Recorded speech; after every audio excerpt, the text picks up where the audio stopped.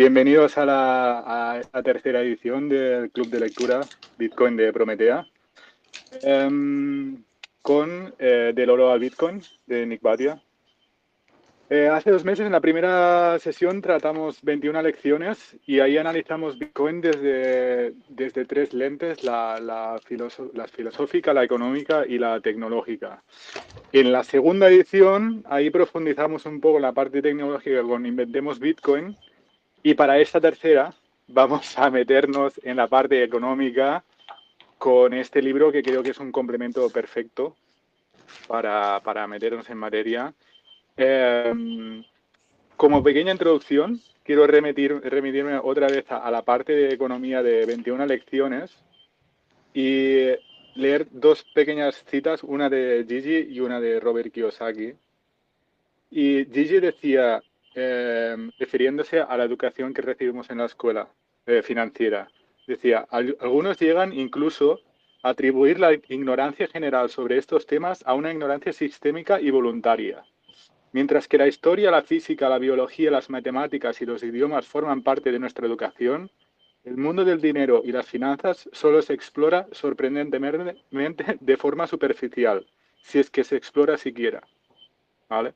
Y la segunda, que sale también en el libro, que es de Robert Kiyosaki, dice, esos colapsos, esos rescates no son casualidades. Y tampoco es casualidad que no haya educación financiera en la escuela. Es premeditado. Al igual que antes de la guerra civil era ilegal educar a un esclavo, ahora no se nos permite aprender sobre el dinero en la escuela. Me parece esto una introducción muy buena a lo que vamos a tratar hoy, porque no sé si os pasa a vosotros, pero a mí cada vez que entro más en esta madriguera, que encuentro más importante que ya no es aprender sobre economía o finanzas, sino la historia, saber la historia del dinero. Me parece fundamental. Y ya digo, para mí el nivel de cabreo mientras me leía el libro iba aumentando al darte cuenta cómo los humanos han ido evolucionando, han ido creando segundas capas y tan pronto había algo que funcionaba, ya el estado de turno ha intentado capturarlo y lo ha conseguido hasta el día de hoy, donde tenemos este tremendo castillo de naipes, ¿vale? Para ayudarnos a comprender todo esto mucho mejor, tenemos esta noche a un invitado de lujo, que es Aaron Sepúlveda, economista y profesor. Aaron, buenas noches. Buenas noches, ¿cómo están? Oigan, disculpe, si de pronto entra mi esposa, anda muy ocupada la señora organizando mi casa para que... Pero si escuchan algo raro es mi esposa platicándome algo. Oye, un gustazo, muy contento de que el libro que eligieron, se me hace muy completo, muy realista y como quiera a nivel, vamos a llamarle principiante. Supo cómo explicar cosas complejas sin en inglés decimos watered down. Realmente no, he didn't water it down. O sea, realmente explicó de manera sencilla, pero muy efectiva. Muchas gracias por la oportunidad que me dan de platicar con ustedes de economía, que tanto me gusta. A ti, encantados. De hecho, es la primera pregunta que te quería hacer así a modo de introducción a ti, de decir qué te ha parecido el libro, porque sé que lo comentaste un poco en el chat, pero bueno, más o menos ya la has contestado. Yo creo que este libro tiene dos partes principales. La primera diría que es del capítulo 1 al capítulo 5 o 6 y luego los últimos capítulos donde ya se pone con Bitcoin. Hoy yo creo que trataremos del 1 al 5, del 1 al 6. Yo veo los primeros 4 capítulos, lo que dices tú lo explica de una manera muy clara. Yo a partir del 5 y el sexto, ahí me he tenido que poner en serio. El capítulo 5 y el capítulo 6, ahí para mí han sido de los más complicados. Yo me los para la segunda sesión que hagamos en 2 semanas, yo estos me los voy a releer y tomar más notas. Um, lo hablamos, si te parece, vamos a hacer más o menos que la gente pueda preguntar del 1 al 5 y vamos viendo la evolución del dinero. Hasta Y entonces. les iba a decir, después del 5 se pone más complicado porque empiezan a hablar del euro dólar o el... ah, ya se me Sí, olvidó la otra palabra del euro dólar. empiezan a hablar del deterioro del dólar, de los repos, tal, y ahí se pone la cosa Más más. complejo. Para mí se ha puesto más complicada. Si quieren, vean cuando sale ay, para prepararlos. en los pods de Luna, cuando sale ay, siempre se me va John Aldecoa. John Aldecoa es el amo de los repos y esas cosas técnicas. Sí, Si le dan un repaso, yo creo que se les va a hacer más fácil los detalles. sí. Vamos a empezar, vamos a dar la palabra aquí a los que estén escuchando. ¿Tenéis preguntas, comentarios, cosas que os hayan explotado la cabeza? ¿Queréis comentar? Adelante.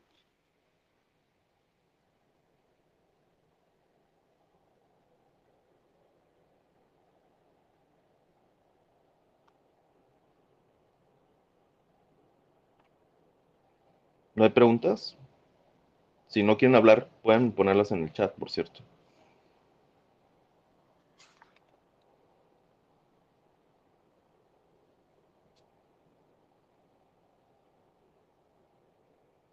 Bueno, si nadie se anima, si queréis empiezo yo en el primer capítulo. La verdad es que a mí me impresionó mucho, ¿no?, la historia del florín de oro, como simplemente, que no es poco, ¿no?, pero con mantener esa pureza de oro durante tanto tiempo se ganó la confianza y fue elegido, ¿no?, durante siglos en toda Europa como unidad de cuenta y como principal moneda, ¿no?, para todos los intercambios económicos, que al final es un poco lo que busca la gente, ¿no?, una moneda en la que puedan confiar, que no la vayan a devaluar.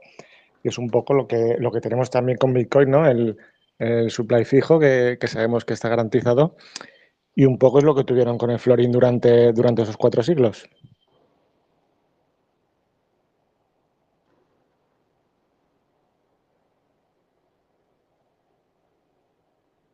Sí, también es curioso ver cómo, que lo dice también el libro, cómo está de unido el auge o la decadencia de imperios o de civilizaciones con la estabilidad de su dinero.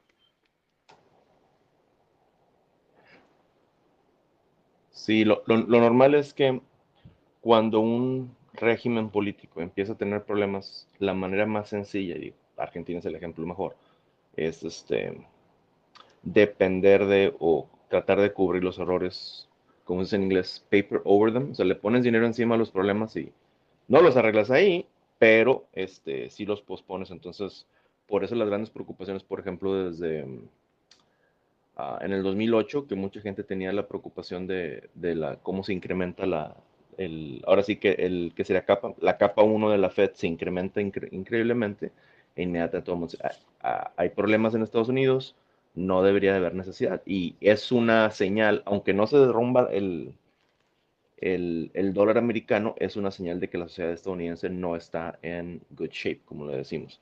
¿Por qué? Porque no, o sea, literalmente no tenían ninguna otra salida más que incrementar la masa monetaria, nada más que para prevenir que los precios se dispararan, le empiezan a pagar a los bancos que reciben el dinero nuevo, les empiezan a pagar literal, le llaman interest on reserves, para que no los presten, y al no prestarlo, no empuja los precios al consumidor.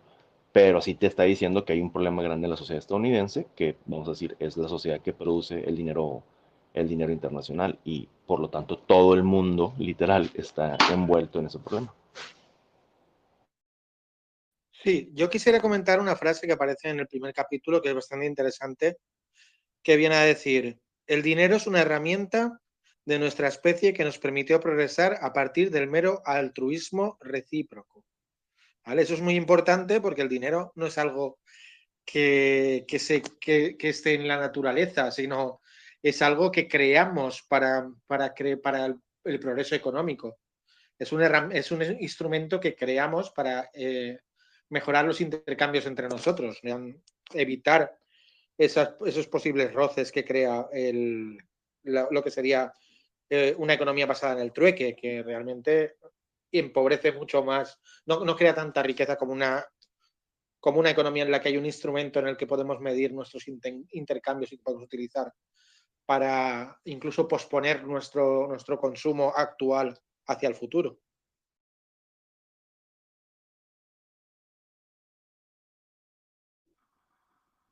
Totalmente. En el capítulo 1, en referencia a esto, también hay una frase que dice: un mercader estaba en todo su derecho a exigir el pago de oro por adelantado para la entrega de una mercancía.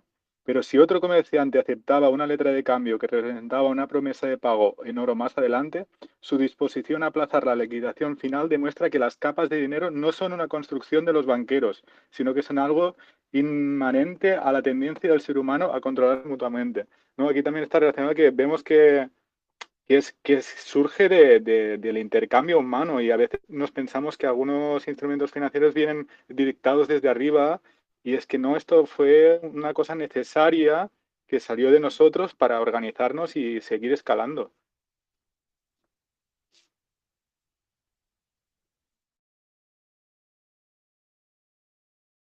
Les voy a compartir un tweet donde de hecho contestan Juan Ramón Rayo y Selgin porque relacionado con el tópico de ahorita es am, la mejor manera de ver cómo surge el dinero o las razones por las cuales es cómo es que nosotros intercambiamos o cooperamos con gente extraña. Con gente que son amigos y familia, no hay ningún problema. Yo hago algo por ti, tú haces algo por mí. A través del tiempo podemos interactuar.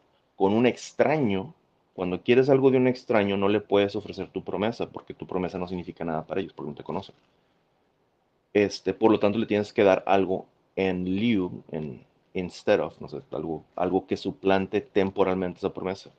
Si yo te pido que hagas algo por mí y tú eres mi amigo, en el futuro cuando tú necesites algo, yo puedo estar ahí por ti. Sin embargo, si eres un extraño, la única forma que tú puedes hacer algo por mí ahorita es si te doy algo que puedes usar, no nada más ahorita, pero también en el futuro, que sustituye esa relación. Y por eso ahorita no sé si vieron que estoy marcando de que en unas sociedades sanas el dinero es como tipo tabú. Así, de hecho, raramente el dinero no está diseñado para ser tema de discusión entre familia y amigos. De hecho, raramente, la mayoría de los divorcios siempre pasan por cuestiones de finanzas. Hay una razón biológica, vamos a llamarle sociobiológica respecto a eso, es que el dinero no es una institución para uh, para interactuar entre familia y amigos, es para interactuar con gente extraña, con la gente con la que vamos a tener relaciones a corto plazo, por lo tanto tenemos que darles algo para que tenga recursos a largo plazo, ya que no pueden recibir nuestra promesa, pues simplemente porque son extraños. Y cuando ya se hace tema de conversación entre familia y amigos, significa que hay un problema grande, la moneda no está sirviendo sus funciones, la gente tiene que empezar a encontrar formas de sustituir las funciones. El ejemplo primordial siempre va a ser Venezuela y Argentina porque es muy cercano a nosotros, pero obviamente Zimbabue y otros ejemplos históricos.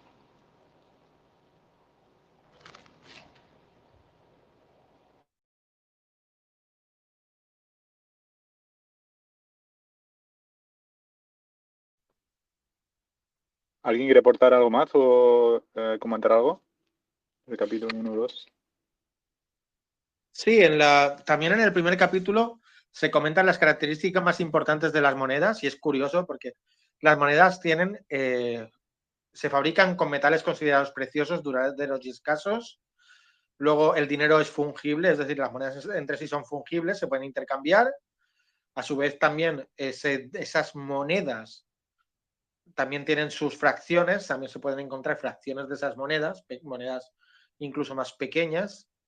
Y también que la mejor moneda siempre era la que era más difícil de falsificar por el sello que llevaba o por el peso que tenía, que era imposible a veces de duplicar o costaba mucho que otros la duplicaran sin hacer una réplica exacta de esa moneda. Es decir, esas características que hacen bueno al dinero, que convierten en en buen dinero a ciertos activos. Claro, todo esto es la conversión de un activo que está ahí, que es lo que le pasa al florín, en activo de cambio mundial. Y como yo creo, como el florín sería uno de los ejemplos, además de lo que podría ser el real de A8 español, de moneda que se convierte en mundial a través de ese comercio internacional por sus características fundamentales. Anteriormente habían habido monedas que habían sido en cierta área, como podrían ser las monedas romanas, pues monedas de curso legal aceptadas más allá de las fronteras, pero nunca con la extensión que podían haber tenido Real de 8 florín holandés.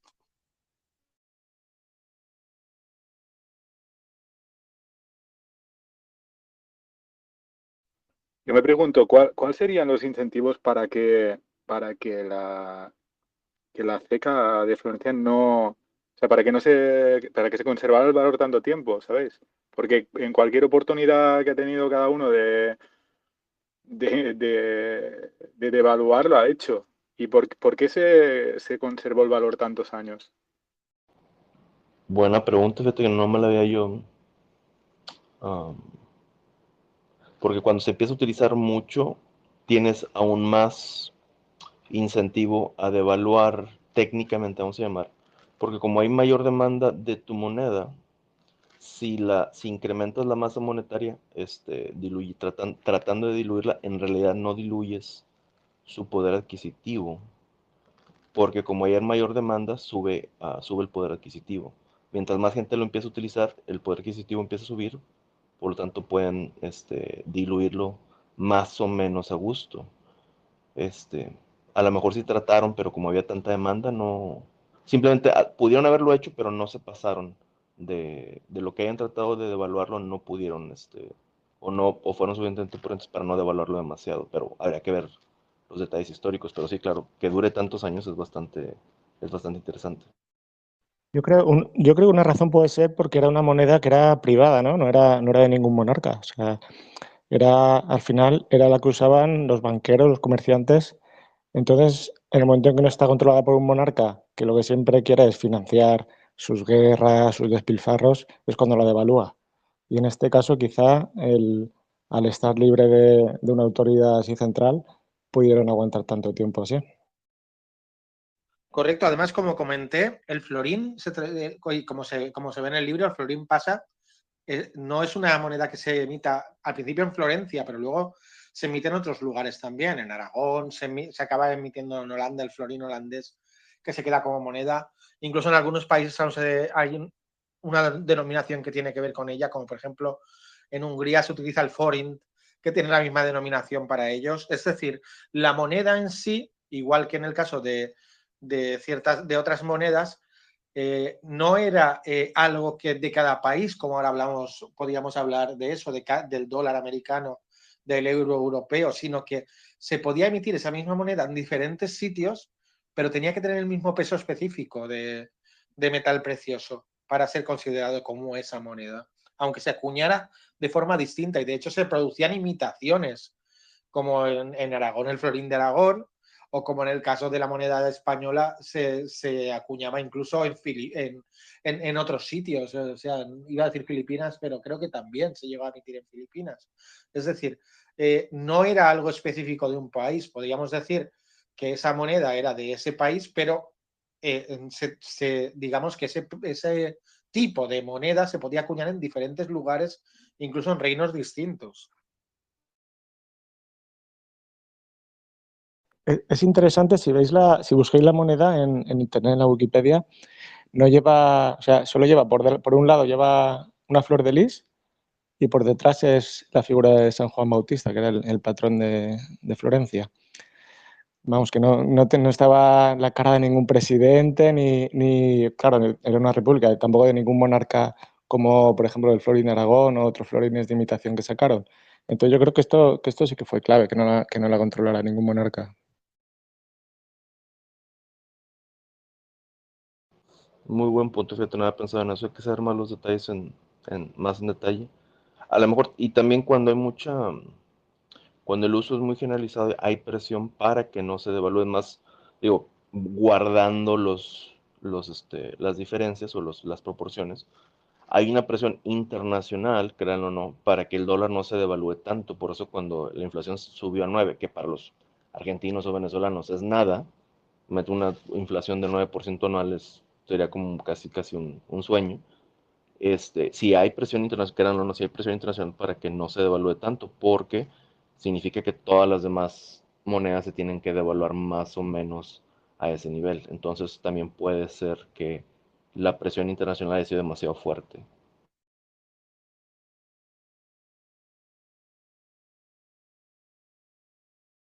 Además es curioso que previo al florín habían dos monedas que eran las hegemónicas, que era el sólido bizantino y el dinar que se utilizaba en Arabia, que aún se utiliza en algunos países. Incluso, si no me equivoco, Estado Islámico llegó en Irak a acuñar dinares, que eran con el mismo peso específico que tenían los dinares en la época más boyante del califato. O sea, es curioso eso, que en principio también el dinar también imitaba el sólido de bizantino. Es decir, al final lo que se busca es una moneda que sea aceptada por todo el mundo, por la mayor parte posible. Y da igual donde se acuñe. De hecho, en el florín, en Wikipedia, cuando lo lees también, puedes ver que eso se acuñaba en Rusia, se acuñaba en Países Bajos, se acuñaba en Suecia. O sea, era una moneda aceptada por todo, digamos, lo que ellos consideraban el orbe. Pues eso es muy curioso todo eso de que siempre se ha buscado como una moneda que sirva para el comercio internacional o por lo menos para el comercio entre países más allá del comercio interno.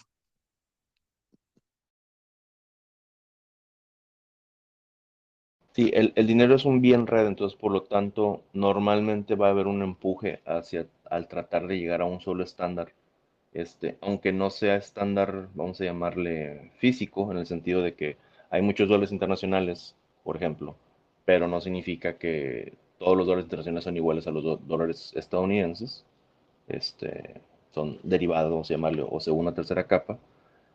Por lo menos están utilizando al dólar como unidad de cuenta, que es el asunto, por ejemplo, del florín, que a lo mejor en algunas ocasiones no se utilizaba el florín para hacer pagos, pero sí se usaba como unidad de cuenta y simplemente se hacían los pagos por compensación de deudas. Pero el punto es, pase lo que pase, el florín seguía siendo un instrumento monetario en muchísimos contextos, más allá de el contexto del issuer, no sé cómo se llama, el creador de ese dinero, me imagino, que se le llamaría. El acuñador, sí. El Además, acuñador. esto, trayéndolo al lado de Bitcoin, es importante cuando alguien te dice, no, pero es que en un momento dado pueden coexistir muchos dineros. Sí, pero tiene que haber algo que sea un hegemón, algo que sea una unidad de cuenta internacional, que todo el mundo pueda medir, igual que ahora se hace con dólares y antes se hacía con eso, con florines, o se hacía con cualquier moneda internacional, con la libra en la época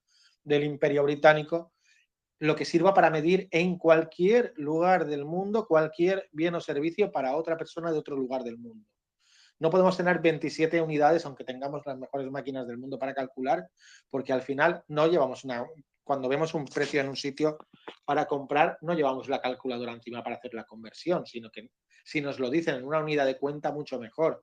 Asimismo, a la hora de llevar una contabilidad de empresa y poder enseñarla en cualquier lugar, necesitamos una unidad de cuenta internacional. No podemos tener 27 unidades de cuenta distintas.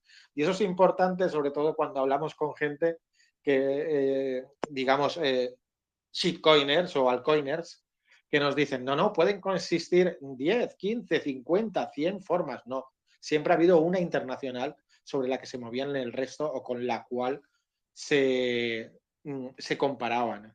Eso es importante también.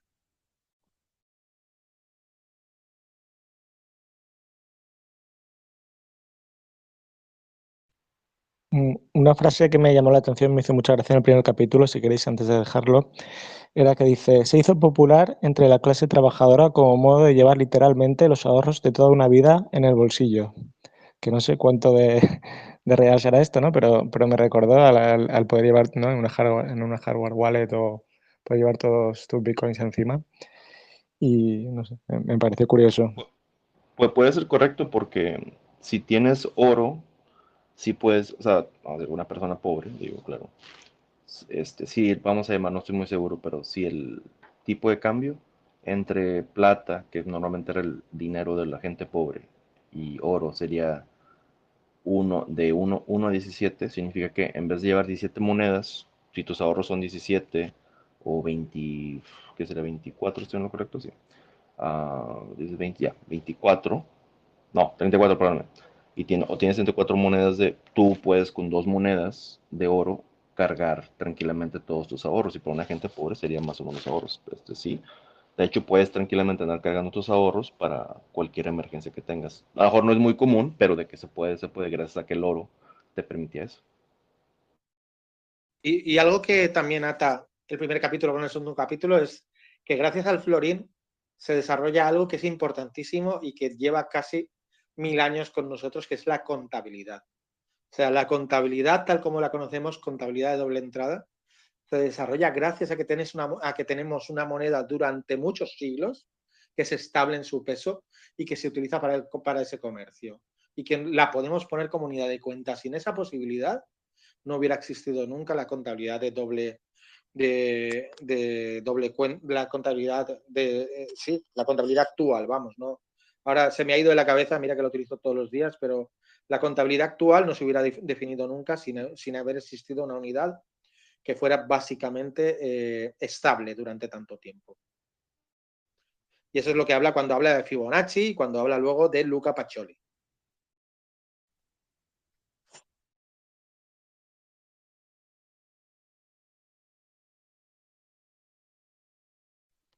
Sí, con esto podemos pasar al capítulo 2, si alguien quiere comentar algo del segundo capítulo. Ya nos ponemos con las letras de cambio y la familia Medici.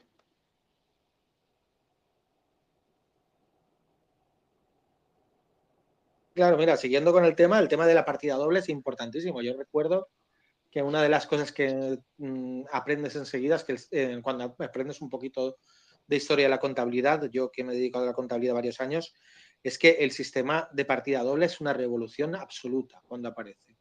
El tener activos, pasivos, un debe y un haber, eso es revolucionario y es gracias a eso, primero a los adelantos de Fibonacci, a adoptar el sistema indorábico de numeración, los números actuales del 0 al 10, ese sistema decimal como tenemos, y que sustituía al romano, aunque es similar, no es el mismo sistema.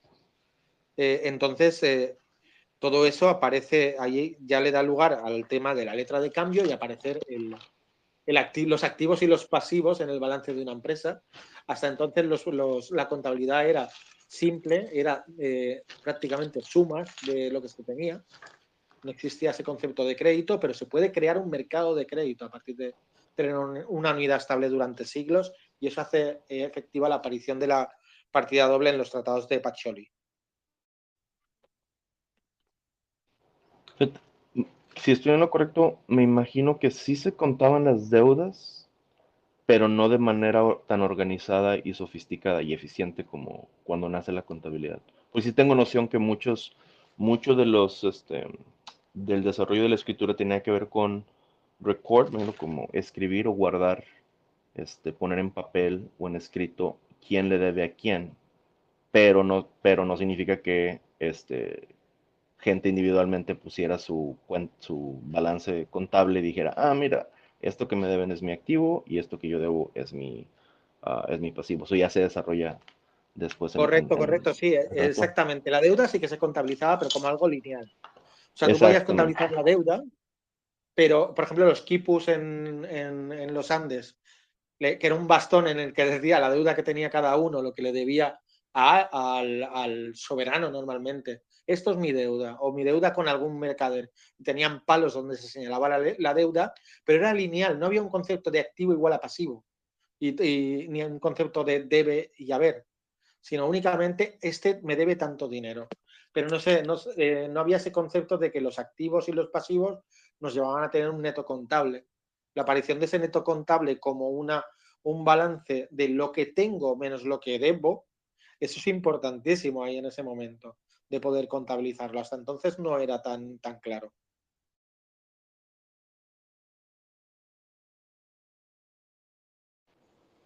Fantástico. ¿Alguien más? Yo tengo aquí una frase subrayada que es un poco como, ¿no? Sería el resumen del capítulo. Dice, el dinero de primera capa surgió como un modo mejor de almacenar valor durante largos periodos y el dinero de segunda capa apareció como una manera mejor de realizar transacciones porque ofrece mayor flexibilidad que la moneda. Y luego también dice, el dinero de segunda capa es intrínsecamente inestable. Y también la característica más importante de la primera capa de dinero es el control disciplinario que aplica a las capas inferiores.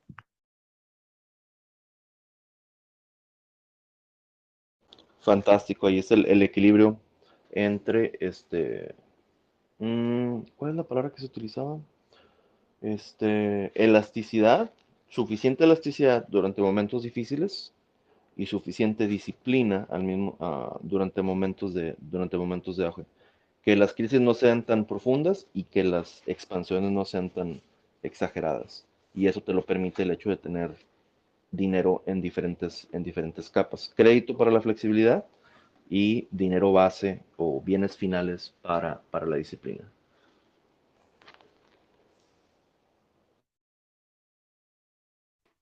Pero lo que vemos ahora es que estas fases son dirigidas arbitrariamente o, bueno, según las necesidades del mercado, pero muy controladas. Antes no lo decidía un organismo central, ¿no? O sea, como se vio, como en el ejemplo en el pod que hiciste tú, Aaron, con Luna de la banca escocesa, que eran los propios actores del mercado, ¿no? Los que iban decidiendo y experimentando sus carnes y también quebrando si hacían malas decisiones.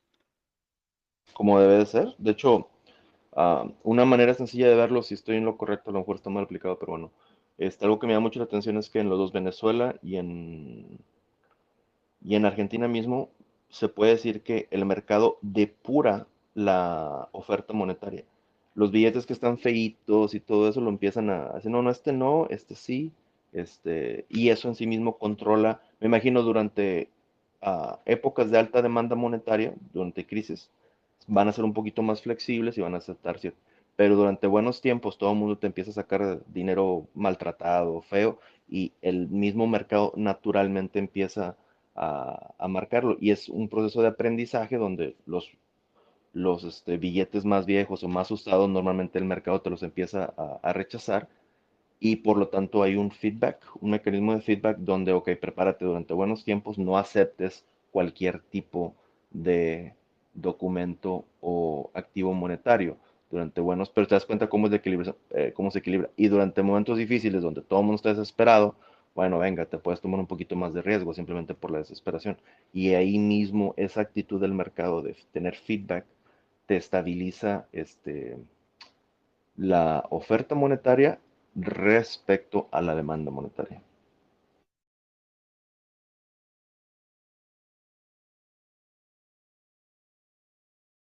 Muy Claro, buen punto. además, sí, mira, Dígame, no, Laura. que comentaba que en el dinero de segunda capa tiene que haber confianza siempre, porque hay un emisor que lo emite contra unas reservas y siempre habrá esa elasticidad, emitirá más o emitirá menos dependiendo de lo que quiera él conseguir y también de cómo valore la gente su capacidad de retornar ese crédito que crea. Es decir, aquí era importantísima la confianza. ¿Quién lo firmaba ese dinero de segunda capa? ¿Quién era el orfebre que creaba a lo mejor más dinero?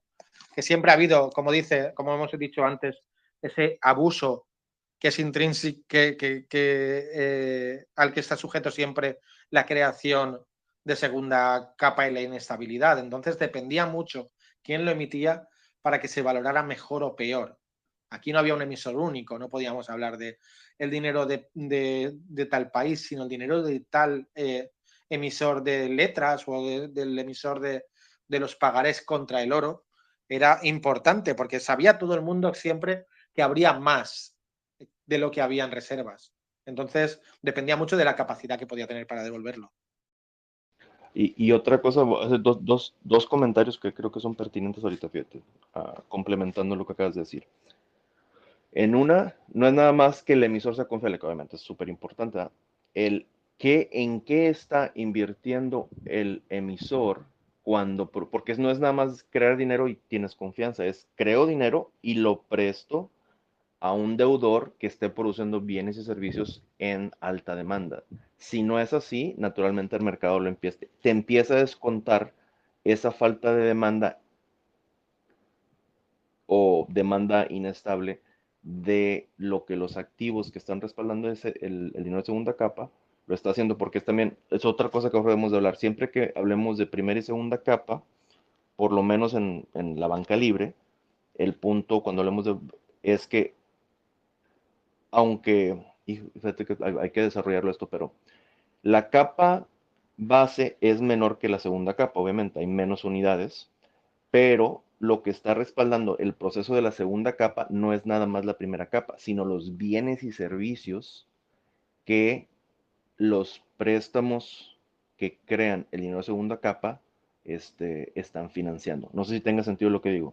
Para que se vea, la primera capa parece como si fuera una pirámide muy estrecha, pero no es tan estrecha porque aparte del dinero base, claro, hay bienes y servicios o inventarios muy fuertes en las compañías que están pidiendo prestado y que piden prestado esas unidades monetarias nuevas. ¿Tiene sentido lo que dije o porque es la primera vez que lo explico así? Para que Absolutamente, absolutamente. Es que es la crisis de crédito de 2007 está clara. O sea, Ándale. están prestando la calidad de crediticia de a quien le presta el emisor del instrumento. Eso es básico. O sea, cuando le prestaban a alguien que no tenía posibilidad de devolver, si tú conocías que el emisor del dinero de segunda capa le estaba prestando a alguien que no tenía posibilidad de devolver, ese dinero de segunda capa no tenía ningún valor para ti. Si tú sabías que la calidad a quien le estaba prestando era alta, tú querías ese dinero de segunda capa. Eso es importante, por eso tiene todo el sentido lo que tú dices. Excelente ejemplo. De hecho, el caso más startling, vamos a llamarle, es el de Silicon Valley Bank. Tiene activos de altísima calidad, o sea, de que se va a pagar. El gobierno estadounidense te lo va a pagar, o sea, eso era lo que tenía respaldando el dinero. Pero se rechaza no por la calidad del deudor, vamos a llamarle, sino por la estructura débil del activo, que es muy a largo plazo, 10 años, casi todos los activos de Silicon Valley Bank son buenos activos, pero muy a largo plazo, y por lo tanto no tienen el mismo valor cuando los intereses van subiendo. No es que sepan, cuando los intereses suben, los activos, incluyendo los activos de ingreso fijo, vamos a llamar los préstamos, bajan en valor de mercado. Cuando los quieres vender o intercambiar, te lo van a descontar de manera más fuerte porque los intereses están altos. Entonces, aparte de el emisor, aparte del deudor, la estructura del préstamo mismo en algunas ocasiones va a ser también bien importante. Entonces, es bien importante hablar de, okay, cuáles son los activos que están en los bancos, bueno, en la, en la balanza contable del emisor, que son los que complementan la primera capa, vamos a llamarle. Se tiene que complementar para que la segunda capa tenga soporte, vamos a llamarle, ¿no? La segunda capa tenga demanda derivada.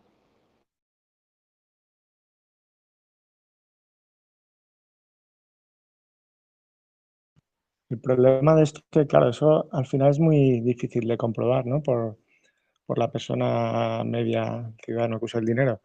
Sin embargo, cuando todo el mundo usaba monedas, no había un segundas capas, si se devaluaba la moneda, enseguida se sabía que había perdido valor. Solo con pesarla ya se veía, ¿no? Entonces, en el momento en que se introduce la segunda capa, pues claro, es más fácil engañar a la gente. Por eso es importante la aparición de la bolsa. La bolsa no como sitio donde se comercia solo, sino como sitio de información, donde corre la información. Y la bolsa Amberes era un poquito eso, donde la gente sabía quién emitía el dinero de segunda capa o las letras de cambio. Y entonces le daban mayor calidad a unas que a otras. Y había esa información y había ese trasiego de información. La información perfecta sabemos en los mercados que es imposible. Pero cuanto más se corre la información en esos corros, es más fácil que haya información cada vez más perfecta. Porque en la medida en que se transmite a todos, aunque todos no tengan la misma información, más o menos está comprando esas letras de cambio, si sabemos que esa persona suele acertar, van a ir todos a por él, suele pasar aún en la bolsa. Y la creación de la bolsa como transmisor de información es importantísima para saber qué dinero era el mejor y qué dinero no era de tanta calidad también. Oye, andan muy, ¿cómo se llama? Excelente, por cierto. Lachmanianos. Lachman decía que cuando él analizaba los activos, lo que a él le interesaba es la capacidad de los activos para transmitir información. O sea, a lo mejor hay otras razones por las cuales tener cierto activo y analizar los activos de otros puntos de vista, pero a él le interesaba es cuál es la capacidad de cierto activo que tienes o que existe para transmitir la información de las abundancias, de las abundancias relativas en la economía. Excelente comentario, por cierto, para que sepan. Muy recomendable leer, si les gusta la economía más avanzada, empiecen a leer teoría de capital, luego les mando una... Es como el segundo paso después de aprender teoría monetaria, nunca falla, es teoría de capital, de la estructura productiva, vamos a llamarle. Luego les doy una lista de las cosas de los libros que quieren, que gustan, que les recomiendo, y Rayo tiene muchos de sus escritos en su página web acerca de eso, así que no es muy complicado encontrarlos.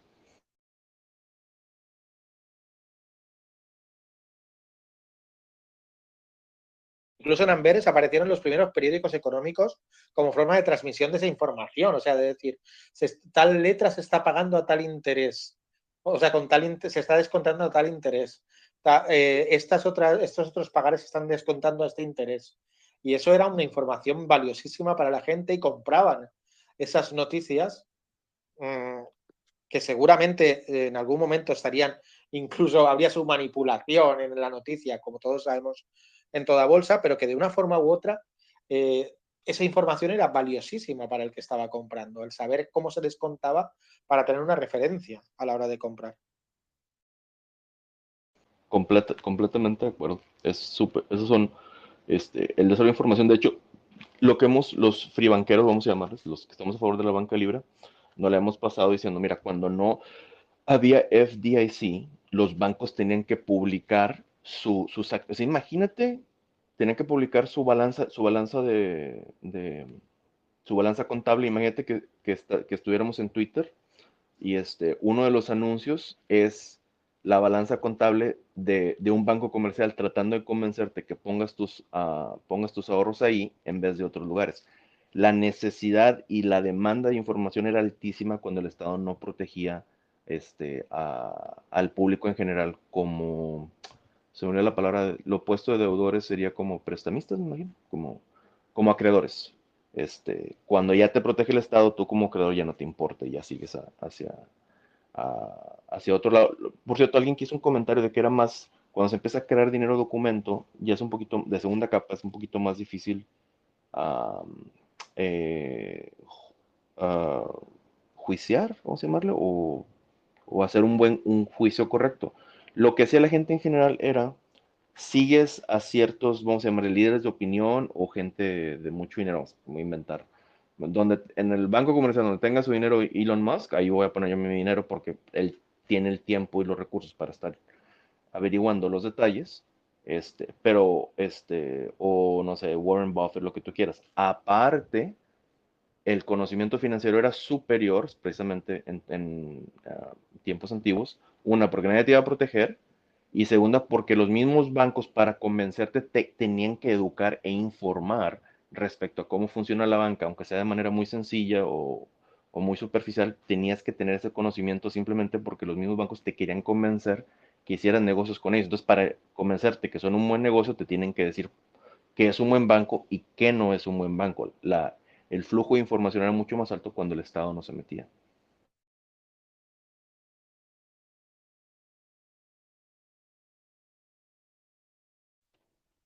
¿Cómo ha cambiado la situación, la actual? Ya que has dicho ahora lo de que el Estado no se metía, si queréis, si tenéis algo que decir aún del capítulo 2, si no, podemos pasar al capítulo 3 y vamos a ver cómo se ven. Yo tengo una frase aquí subrayada del capítulo 3 al principio que dice: en los siglos XII y XIII, el Banco de Ámsterdam y el Banco de Inglaterra se insertaron en la pirámide del dinero, concediendo a sus gobiernos un poder sin precedentes sobre las cuestiones monetarias de la gente.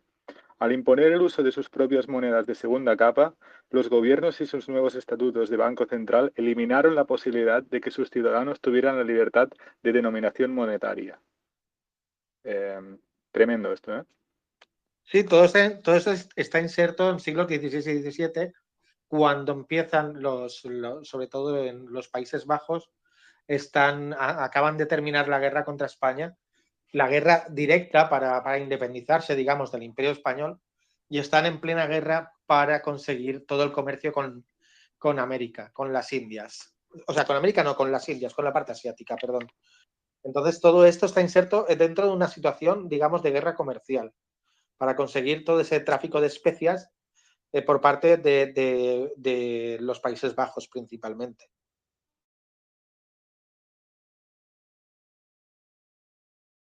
De hecho, y voy a seguir, se ve cuando se crea la compañía de Indias Orientales, que es la primera sociedad anónima del mundo, y llega a Países Bajos en sí, el gobierno, y le dice, tenéis el monopolio para hacer esto. O sea, eso es importantísimo porque es necesario para que se cree ese, digamos, ese comercio internacional se coja de las manos tanto de españoles como de portugueses.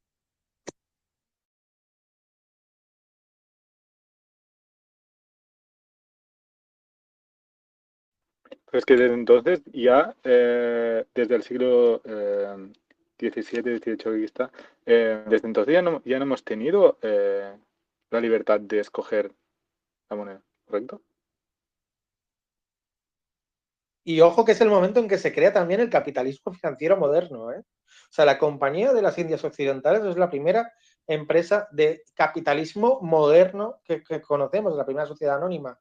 Es curioso cómo mucha gente se cree que ese es el momento en el que se crea el capitalismo.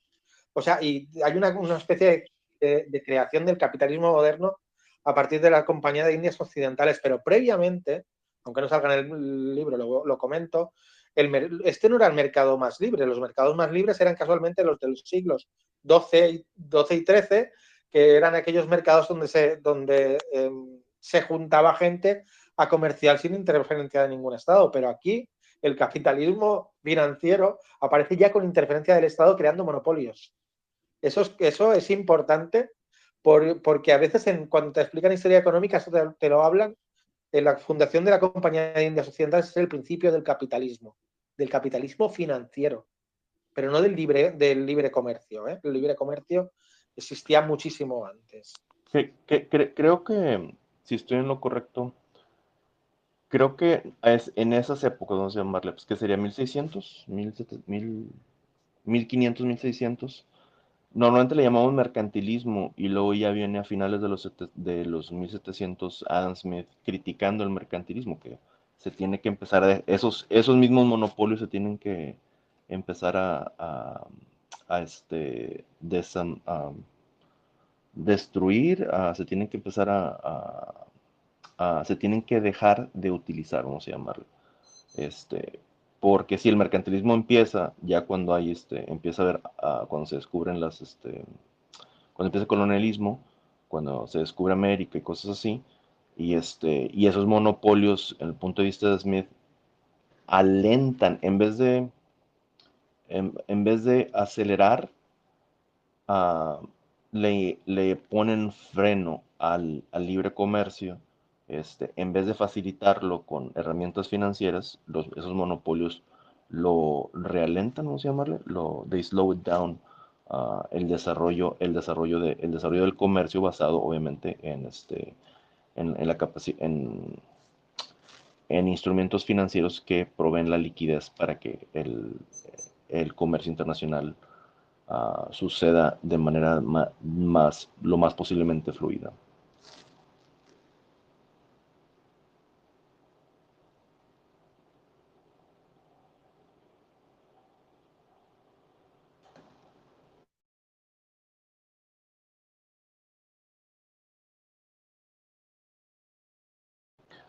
Y otra cosa que iba a discutir, porque creo que ya estamos en el capítulo 3, que será ya banca central, ¿verdad?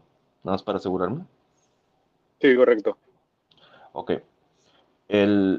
La banca central, de manera formal, vamos a llamarle, ¿qué será? El Banco de Inglaterra, sería el que es más simbólico. Lo que hacía era de hecho, uno de los tweets que les compartí de que vamos en el mundo, vamos a una banca más o menos libre, como en Escocia o en Canadá, tenías dos capas. La capa, la capa 1, que sería la capa metálica en este caso, y luego la capa 2, los bancos comerciales. Punto, se acabó. Al tener un banco central, se crea una tercera capa entre la 1 y la 2, entonces ya toda la creación de dinero de bancos centrales privados siempre está dependiente, bueno, y tiene tiene la comodidad de que puede utilizar, vamos a llamar el dinero no de primera capa, sino de segunda capa, para hacer sus propias liquidaciones en la Cámara de Compensaciones. Por lo tanto, les da una oportunidad de expandir más, de manera más descontrolada, en vez de tener esa disciplina fuerte de que, hey, solamente 2 capas, eres tú y el oro, punto. Lo único que te puede salvar de que el oro te ponga límites es que hagas muy buenos préstamos y que haya suficientes bienes y servicios que complementen al oro, para que la gente no quiera venir a quitarte financiación. Para que te den financiación tienes que hacer los mejores préstamos posibles, pero al poner un banco central, haz de cuenta que empujas, se hace una capa de protección. Imagínate como si fuera la capa 1 fuera el, la disciplina, o sea, la disciplina, y la capa 2 es la expansión. Al poner un banco central, es como si estuvieras protegiendo a los bancos comerciales, de la capa 1. Cualquier shock en la capa 1, lo trata de absorber no los bancos comerciales de manera responsable, sino las bancas centrales a través de políticas raras, extrañas, devaluaciones y así todo.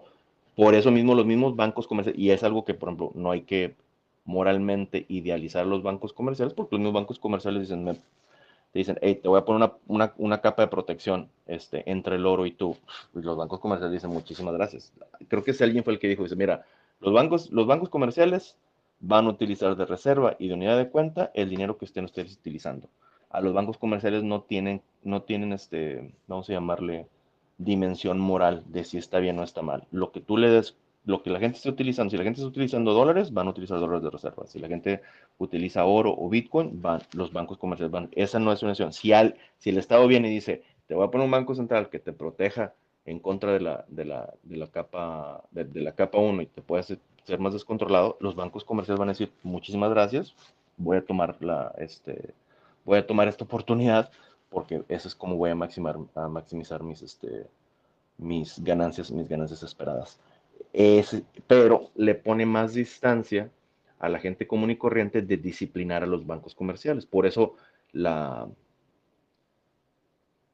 masa monetaria es más inestable cuando tienes un banco central, porque los mismos bancos comerciales tienen menos disciplina y pueden ser más desordenados, y es más difícil disciplinarlos, porque cuando vas a tratar de quitarles financiación, si lo que te dan no es un activo externo como el oro o Bitcoin externo al sistema bancario, en realidad vamos a llamarle semi-interno, ese activo de, ¿cómo se llama?, de segunda capa, del Banco Central.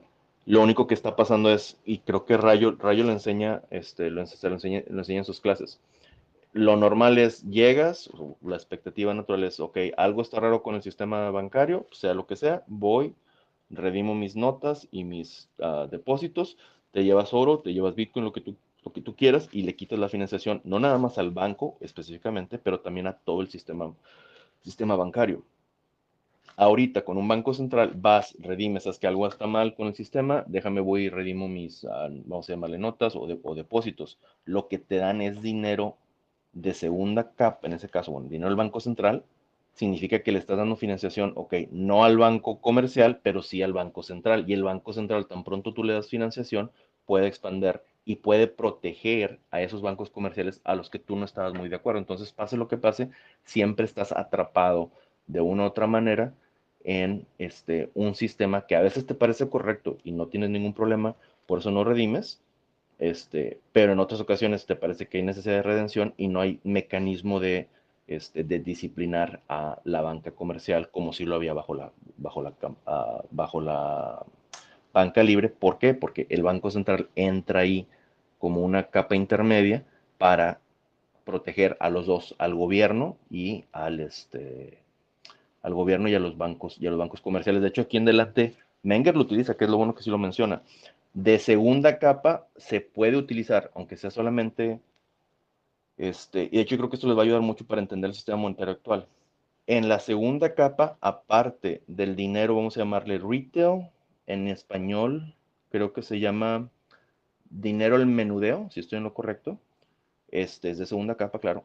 El dinero de segunda capa ahorita en Estados Unidos y históricamente también durante el tiempo de Menger lo vio. El otro dinero de segunda capa, que sería dinero no retail, pero wholesale, que sería no al menudeo, sino al mayoreo. Muchas veces los bancos, entre ellos, se pagan con deuda estatal. Por eso la deuda de Estados Unidos puede seguir creciendo y creciendo sin tanto problema. ¿Por qué? Porque la deuda del gobierno en la segunda capa se utiliza como dinero, no dinero del menudeo que tú y yo hagamos pagos con bonos del gobierno americano. Obviamente yo no hago eso. Pero si los bancos entre ellos o grandes compañías cuando se hacen pagos muy grandes, en vez de ir, vamos a llamarle, a dinero de capa 1, ellos tranquilamente pueden utilizar dinero de capa 2 y en este caso, para pagos grandes, puedes utilizar el dinero de capa 2, en este caso sería el dinero perdóname, la deuda de los gobiernos prominentes como el gobierno de Estados Unidos, el gobierno de Canadá, gobierno de Alemania y el gobierno de Austria. Esos son los cuatro que normalmente vas a ver de manera muy común, que de manera internacional y local se utiliza a veces para pagos no al menudeo, sino al mayoreo. Por lo tanto, el Banco Central protege a los bancos centrales entrando como una capa protectora contra la capa 1, la capa base, y también protege a los gobiernos. ¿Por qué? Porque los financia y les da, vamos a llamarle, le da una dinerabilidad derivada al estar protegidos. Ok, perfecto. Cualquier cosa que pase este gobierno, el Banco Central va a empujar el valor de la deuda de ellos hacia arriba cada vez que hay un problema, por lo tanto puedo invertir en esto, en la deuda estatal, y más o menos voy a estar protegido. Y así es como ha pasado, desgraciadamente. Sí, eso aparece más adelante. Eso es lo que hace la Fed cuando crea las capas mayorista y minorista, que es lo que tú querías decir. La mayorista solo tiene acceso a los bancos, el sistema de banca comercial, y en la minorista es el dinero en manos del público, que se hace a través de esos bancos comerciales. Es decir, Fed arriba, bancos comerciales en medio y público debajo. El público no tiene acceso al dinero mayorista, solo tiene acceso al dinero minorista.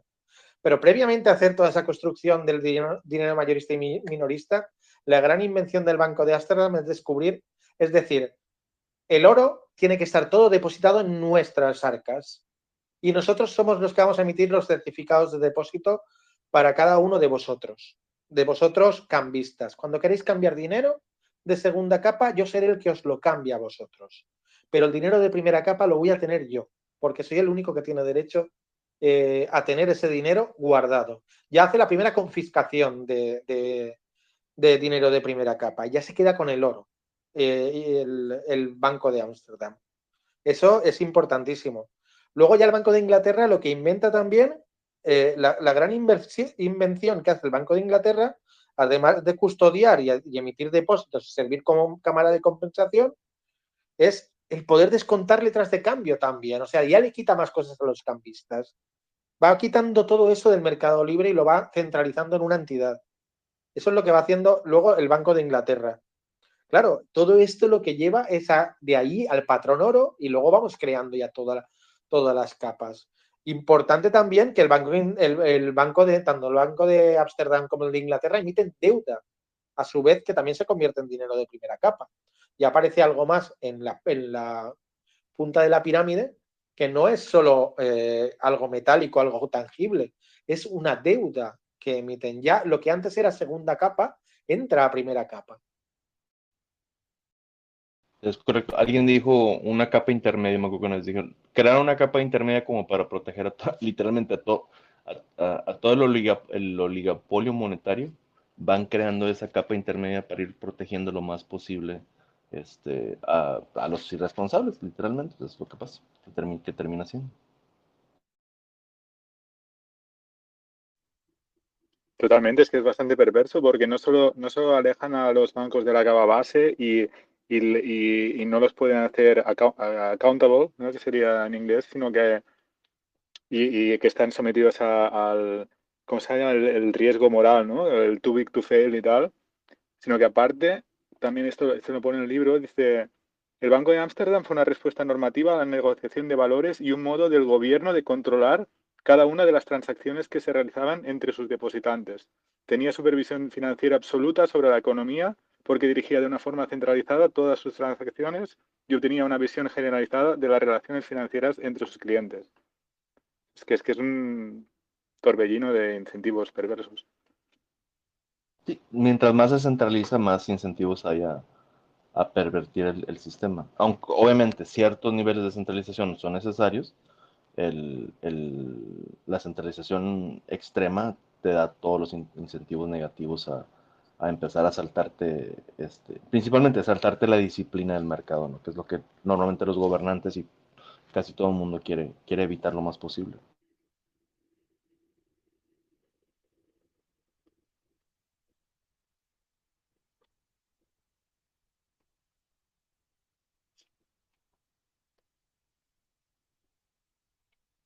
Yo tengo una pregunta en este capítulo, si no tienes nada. Hay un momento que habla del Banco de Ámsterdam y dice que lo de las operaciones de mercado abiertas y luego dice, mediante el mantenimiento de un mercado sólido entre sus depósitos y otras formas de efectivo de gran calidad, el Banco de Ámsterdam pudo respaldar el valor de sus pasivos sin tener que entregar nunca el metal precioso.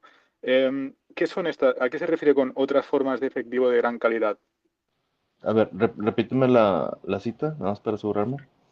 Dice, mediante el mantenimiento de un mercado sólido entre sus depósitos y otras formas de efectivo de gran calidad, el Banco de Ámsterdam pudo respaldar el valor de sus pasivos sin tener que entregar nunca el metal precioso. Yo creo que Ah, habla de ok. letras endosadas, ¿eh? O sea, de letras de comerciantes que endosaban y servían, se endosaban y servían como billetes ahora mismo. Una letra, Creo por que sí. ejemplo, de 10 florines podría valer como un billete tranquilamente si va respaldada por el Banco de Ámsterdam. Vale, vale. Sí, porque esas son, o sea, de cuentas como, por ejemplo, imagino que para pagos grandes, este, tienes una deuda grande, es más, a veces internacional, ¿verdad? Imagínate que estamos, un ejemplo que utilizo mucho, imagino, imagínate que la Fed, por alguna razón tiene que mandar dinero, sí, vamos a decirlo. Ok, el Banco de México, voy a utilizar el Banco de México, tiene alguna deuda externa, por lo que tú quieras, y quiere pagar, en vez de pagar, imagínate que tuviera dólares o dinero de primera capa internacional, o si estuviéramos en el patrón Bitcoin, tendría Bitcoin, en vez de mandar Bitcoin, oro o en este caso dólares, manda una deuda que le hizo a Walmart México. Ok, no te voy a pagar con especie, vamos a llamarle, con dinero de capa 1, pero te puedo dar una deuda de alta calidad. Yo ya hablé con Walmart es internacional, le presté algo de mis pasivos, le llamamos pesos mexicanos, para que ellos hagan negocios aquí en este país, pero no te quiero dar dinero base, pero sí te puedo dar una deuda de alta calidad. Y muchos bancos internacionales, al conocer Walmart ven, ok, Walmart México la deuda, pero el que está detrás de todo esto es Walmart, vamos a llamar Estados Unidos, el Walmart internacional. Entonces a lo mejor utilizan ese tipo de activos muy líquidos que fácilmente los puedes transferir de muy alta calidad, y eso, ese truco, vamos a llamarle, es una forma de tratar de evadir lo más posible, tener que deshacerte de la mucha o poca reserva a la que tienes acceso. Del Además, la activo importancia externo, le del llamamos. endoso. Sí, la importancia del endoso, porque el endoso es una garantía. Si el Banco de Ámsterdam firma esa letra, aunque falle el que tiene que pagarla, el Banco de Ámsterdam va a responder por esa letra. Eso es importante, por eso en el comercio Excelente. mundial el endoso también de títulos de crédito es importante. Yo tengo un título de crédito que sé que me van a pagar y yo, que soy una entidad de garantía, lo garantizo además el pago con mi firma, gana mucho más. Entonces, claro, es el endoso de letras ahora mismo no, porque casi todo va por transferencias más o menos, pero el que está en el mundo financiero sabe que el endoso, o sea, el poder firmar un crédito y pasarlo de uno a otro, eso se ha hecho toda la vida y es lo que ha dado calidad. De hecho, es una de las causas en 2007 es porque se iba perdiendo, porque la gente compraba deuda porque venía garantizada por una entidad, aunque luego lo que había detrás no valía nada. Entonces ese endoso, cuando se pierde esa confianza de no vale nada, es la causa de muchas crisis de los bancos, de bancos comerciales y de bancos centrales. Es decir, está respaldando una deuda que realmente no se va a poder pagar y que él tampoco va a poder pagar en un momento dado. Oye, José, nada más para decirlo, durante las crisis, lo que parecía dinero de segunda capa se convierte en un activo de ninguna capa. Pierde calidad total, entonces se da cuenta que se expulsa del sistema monetario y ahora ya todo el mundo está tratando de crawl, me imagino como que escapar lo más pronto posible a dinero de primera capa, que es el que normalmente está en alta demanda. Sí, esto en el libro lo explicaba muy visualmente, que dice como subir la pirámide, ¿no? Van subiendo la pirámide para arriba para llegar a la cima. Empiezan a correr, pero ¿cómo se dirá? A escalar lo más pronto posible Exacto. antes de que el agua los alcance, ¿no? ¿Sí se acuerdan, no se acuerdan que había una película, no me acuerdo exactamente los detalles, pero que se iba a acabar el mundo, por ejemplo, y empiezan a escapar y decían, ok, se va a acabar el mundo, porque se va a acabar el mundo, así que algo, no sé, imagino que algún tipo de terremoto gigante de los que son en los mares y el agua empieza a, este, a, a poner, vamos a decir, a flood, no sé cómo se diga flood, a poner A, bajo a agua, inun- a inundar, sí. a inundar la tierra y la estrategia era corran hacia las colinas, corran hacia los cerros, traten de subir lo más posible, mientras más alto, más protegidos están. Yo, por cierto, yo lo sé porque aquí hubo un detalle así parecido aquí en el valle una vez que hubo mucha lluvia y todo el mundo, hey, busquen la parte, como aquí, yo vengo de Monterrey, donde crecí, en México, hay muchas colinas y es fácil ver. De hecho, la calle donde yo crecí nunca se inundaba porque está inclinado, entonces nunca tuvimos inundaciones, pero en el valle como es flat, no sé, parejo, vamos a decir, sí puedes tener inundaciones, entonces tienes que acostumbrarte siempre que empieza a llover o que empieza a buscar las zonas más altas. Hay una crisis, empiezas a sonar climb, a subir el cerro, ¿cómo se llama? El cerro del sistema monetario lo más alto posible porque, porque es más seguro, hay más activos seguros y dinerables que en las capas más bajas, vamos a llamarle.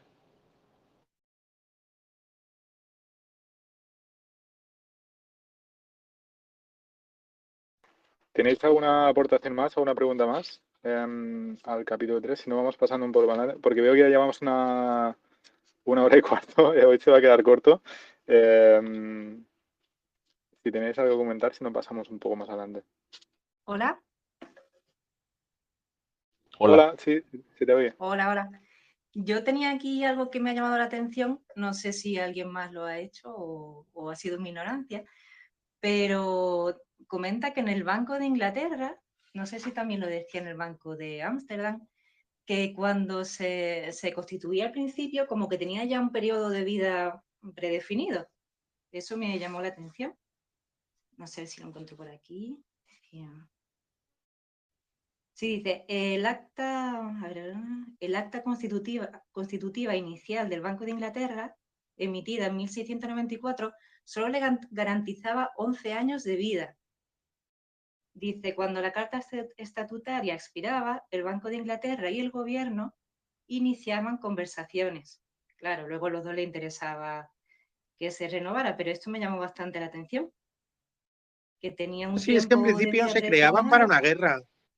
En principio se creaban como para una guerra. Por ejemplo, dice que la Armada inglesa acababa de sufrir una contundente derrota a manos de los franceses y en su esfuerzo para reconstruirla, el gobierno pidió dinero prestado emitiendo deuda. Y se crea en 1694 el Banco de Inglaterra solo para comprar esos nuevos bonos gubernamentales. Claro, o sea, se creaba con un propósito de reconstruir un país después de una guerra y de intentar que ese país recuperara. Sí, eso me llamó bastante la atención. Dice, en las negociaciones, dice luego, la principal preocupación del gobierno siempre era financiar sus gastos, claro. Y el aliciente del Banco de Inglaterra era aumentar el precio de sus acciones, habida cuenta de que tenía accionistas privados cuya motivación era económica. Claro, luego los dos se reunían, decían, sí, nos interesa seguir adelante. Y luego continúa, dice, en la renovación de la Carta Estatutaria de 1742, el Banco de Inglaterra cimentó en concreto su monopolio sobre la emisión de billetes en Inglaterra y el sector privado dejó de tener permiso para emitir billetes de segunda capa que prometieran pagar a pedido del oro al portador, relegando para siempre al sector privado la tercera capa de dinero. ¡Qué pillines! Creo que no hay que checar la historia porque tengo que tener nomás. Creo que ya existe, no es que crearon al Banco de Inglaterra, sino crean el monopolio por cierta cantidad de tiempo. A un banco grande ya prominente, tú como gobierno quieres que te financie de la manera más holgada posible, o sea, que te baje los intereses lo más posible, y le dices, mira, tu banco que eres muy prominente, cómprame toda la deuda, pero tus billetes van a ser capa intermedia, vamos a llamar. Tú vas a estar entre la 1 y la 2, y por lo tanto tienes ese monopolio, puedes expandir todo lo que tú quieras y por lo tanto puedes beneficiarte tanto como puedas, y lo hacen temporalmente porque, porque así de esa manera pueden renegociar mejores términos cada 11 años, y esa costumbre se utilizó porque en Estados Unidos había un banco a nivel nacional más o menos parecido, se me olvida el nombre, ¿cómo se llama? Que más o menos al principio de la creación de los Estados Unidos se crea el banco y después de, no sé, unos 20 años van a renegociar y ya no se renueva. Muy parecido también, por ejemplo, si ven el pod de la banca libre nace de manera espontánea porque un monopolio que tenía el Banco de Escocia, el banco antiguo, vamos a llamarle, no se renueva. Al no renovarse, empieza a entrar de manera fuerte la competencia de otros bancos que van entrando poco a poquito, y el Banco de Escocia no sabe cómo, porque no estaban acostumbrados siquiera a hacer eso, pero ahí tiene que ver con que normalmente cada X cantidad de tiempo se renuevan, precisamente porque el gobierno mismo lo que quiere es tener la oportunidad de renegociar esos privilegios, porque a lo mejor al gobierno le conviene darte menos privilegios por el contexto, entonces mejor lo tratan de renovar. Pero a veces eran bancos creados en el momento del charter, no sé cómo se diga en español, o bancos que ya existían que le dicen, ok, tú ya eres prominente, ya tienes todo listo, ya está, la infraestructura ya está lista, ok, te doy el monopolio total, legal, nada más protégeme a mí. Y con esas capas, vamos a llamarle esas capas intermedias, son las capas de protección al que te proteja, capas de protección monetaria al que te proteja legalmente. Es como la combinación entre, cuando trataba de explicar la reserva fraccionaria, decirles que, ok, a los libertarios nos fascina hablar de economía, pero también tenemos que empezar a hablar de cuestiones legales. Hayek más o menos hizo eso, que dijo, ok, sí, todo está bonito, todo esto de economía, pero nos estamos ignorando o estamos asumiendo un sistema legal a un lado que te da las reglas de cómo esa propiedad privada se puede intercambiar y por lo tanto los precios pueden emerger y la información económica se puede uh, esparcer, ¿cómo se llama?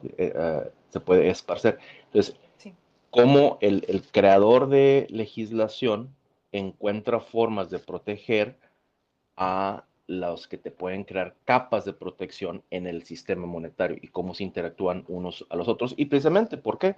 Porque el sistema monetario de capas es un sistema de promesas y las promesas explícita o implícitamente son commitments, no sé cómo se dice en español. Son Sí, convenios, acuerdos, ¿no?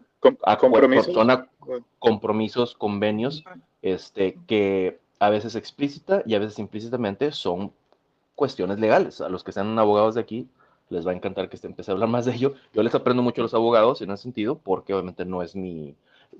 Si a ustedes que están acostumbrados a esto, yo les aprendo mucho, me gusta seguir a los que son de MMT, la teoría monetaria moderna, no porque esté de acuerdo con ellos en teoría monetaria, creo que están equivocados en todo, pero saben una cantidad de detalles legislativos impresionante. Literalmente tenemos que mantenernos calladitos y aprender de ellos en ese tópico, no en economía, disculpen por el español mexicano, pero en la economía están por las patas, diríamos en México, pero el conocimiento legal e histórico es impresionante y hay mucho que aprenderles de ello, precisamente porque todos estos problemas nacen por estar toying, que sería estar jugando, vamos a decir, los gobiernos, los políticos jugando con las reglas del juego, obviamente te van a cambiar la estructura del sistema monetario. El sistema legal te va a afectar el sistema monetario de manera muy prominente. ¿Por qué? Porque el sistema monetario es un sistema primordialmente de promesas. Promesas que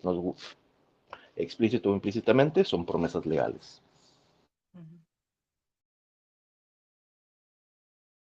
Interesante también en la creación, cuando en la crisis esta inmobiliaria en 1796, en que revienta la burbuja inmobiliaria de Estados Unidos y mucha gente en lo que sería Reino Unido empieza a impagar sus créditos, y cómo la gente empieza a escalar hacia el oro y empieza a reclamar el oro, y entonces el Banco de Inglaterra dice, ya no vamos a cambiar por oro durante 10 años. Se mantiene esa suspensión durante, no, 10 años, no, más de 20 años. Se suspende la convertibilidad de los billetes del Banco de Inglaterra por oro. Entonces, ahí esa medida podría haber sido una crisis absoluta para el Banco de Inglaterra, pero consigue aguantar todo ese tirón. ¿Por qué? Porque empieza a emitir papel con descuento, y entonces la gente empieza a comprar ese papel. Es alucinante cómo se convierte de pronto el Banco Central en un prestamista de última instancia para que los bancos no necesiten, pedirle oro, y le crea una especie de balances en su banco. Y le dice, mira, os creo aquí unos balances, y entonces yo me convierto en el prestamista si necesitáis vosotros de billetes, o emitiré más sin ningún problema. Y la gente sigue confiando en esos billetes. O sea, eso que pasa, creo que es la última parte del capítulo, es alucinante cómo eso, en vez de tumbar a la libra como moneda de reserva, lo hace más fuerte convertirse en prestamista de último recurso. Qué excelente punto acabas de traer. No sé si está relacionado, tú me dices, pero una cosa que cuando empezó lo del Silicon Valley Bank, la crisis que fue en marzo, creo si estoy no correcto, mucha gente, el sistema monetario estadounidense, el dólar se está cayendo, y yo tuve que postear, yo, perdónenme por ser aguafiestas, pero al revés, las crisis de capa 2 y capa 3 increíblemente te fortalecen la capa 1. ¿Por qué? Porque todo el mundo no empieza a correr hacia arriba, no hacia afuera. Ahorita yo creo que tendrá sentido. Ahorita Piero estaba hablando en Venezuela.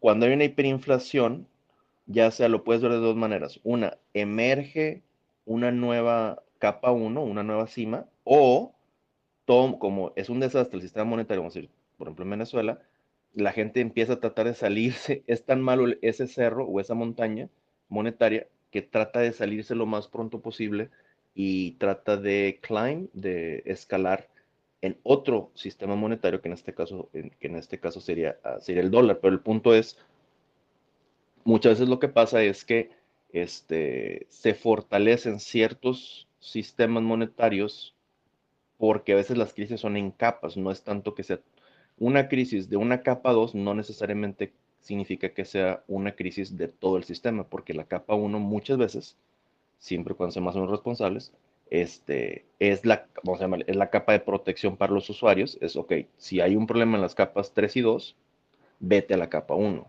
Que es uno de los problemas cuando empezaron a quitarle convertibilidad al dólar pues vamos a decir desde los años 30, cuanti más en los años 70, es que ya no tienes a dónde, a cuenta que tienes que subir y en vez de poder llegar a la cima, te cortan y ahí dices, no, ya no puedes subir más. Si hay una crisis, ni modo, te quedas en capa 2, capa 3 y ya no tienes acceso, ya no tienes acceso para nada.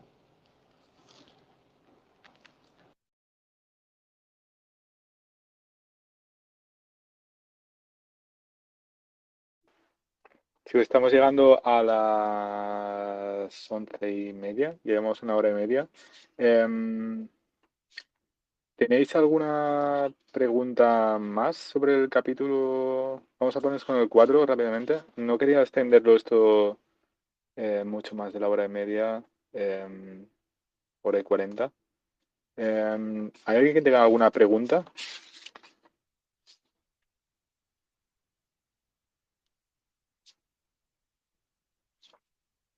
nos vamos a quedar cortos hoy. Es que hay que tanta tela que cortar. Igual la próxima sesión podemos continuar.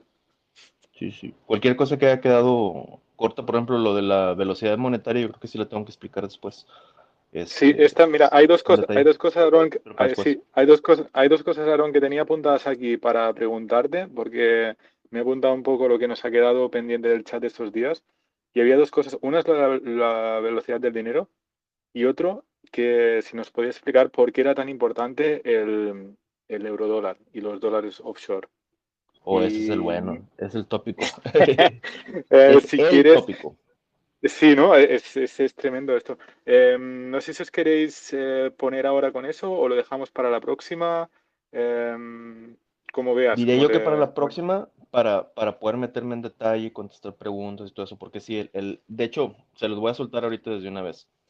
Es la forma que tú sabes que alguien entiende teoría monetaria o quien no entiende es, los que no entienden hablan del petrodólar, los que sí entienden hablan del eurodólar. Cuando, cuando empiezas a ver eso, dices, ok, así de importante es. El eurodólar es infinitamente más importante. O sea, el dólar offshore, segunda, tercera capa fuera de Estados Unidos, es lo que te determina la hegemonía de Estados Unidos en manera monetaria. Por eso es bien mucho más que cualquier cosa que el petróleo te pueda dar, que obviamente es importante, ¿verdad? Pero nada se compara al eurodólar o al dólar offshore. vale, vale, buenísimo, buenísimo esto. Pues vamos a dejar este tema para el próximo día y así le damos fuerte a esto. Aunque no lleguemos al final, yo creo que esto es muy importante. Si nos quieres explicar un poco lo del tema de la velocidad del dinero, esto se comenta en el capítulo 1 o 2, también así brevemente, y decías que era uno de los puntos del libro que, Débil. que querías matizar, ¿no? Sí, si gustas lo puedo explicar rápido y después ahondo más la siguiente vez.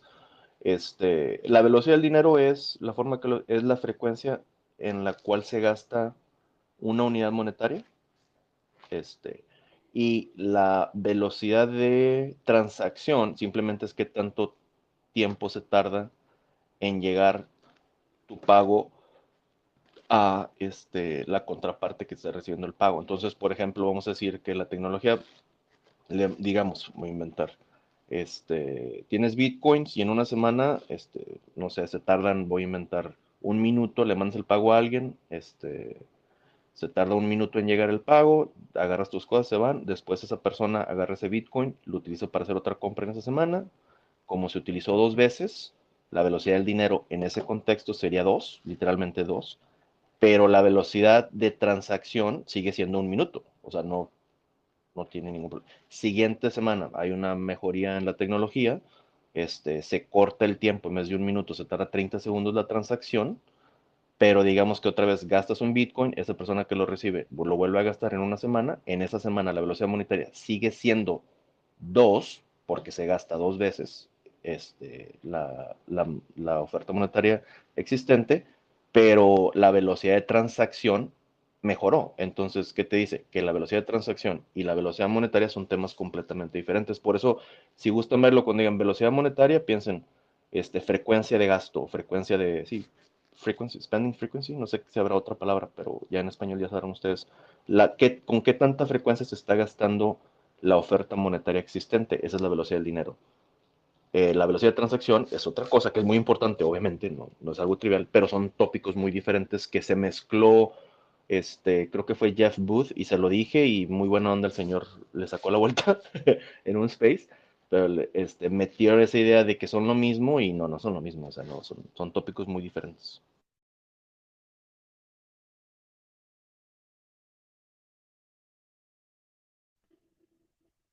Muy buena, muy claro.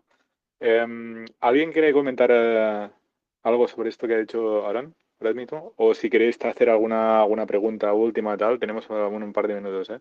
Em, si queréis hacer algún comentario final.